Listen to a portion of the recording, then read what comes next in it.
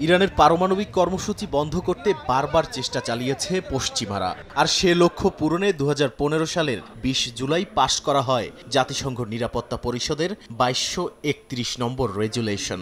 2016 সালের 18 অক্টোবর থেকে কার্যকর হয় এই আইন। এই রেজুলেশনের মেয়াদ 10 বছর থাকায় চলতি মাসের 18 তারিখে শেষ হয় সময়কাল। এরই পরিপ্রেক্ষিতে ইরান, রাশিয়া আর চীন মিলে আন্তর্জাতিক পরমাণু সংস্থা IAEA-কে যৌথ চিঠি দিয়েছে। এতে বলা হয়েছে জাতিসংঘ নিরাপত্তা পরিষদের 2231 নম্বর রেজুলেশন আনুষ্ঠানিকভাবে শেষ। তাই ইরানের পারমাণবিক কর্মসূচি নিয়ে রিপোর্ট করার আর কোনো আইনগত ভিত্তি নেই জাতিসংঘ কিংবা IAEA-এর। এ নিয়ে ইরানের উপপররাষ্ট্রমন্ত্রী কাজেম ঘারিবাবাদি বলেন, ইউরোপীয় দেশগুলোর স্ন্যাপব্যাক নিষেধাজ্ঞা চালুর চেষ্টা বেআইনি ও অবৈধ।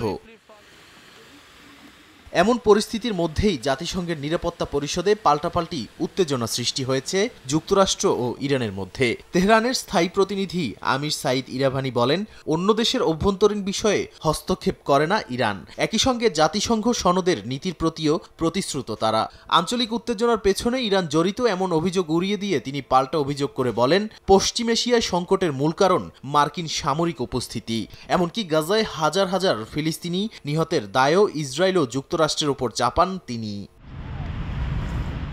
নাদিম মারজান, সময় সংবাদ।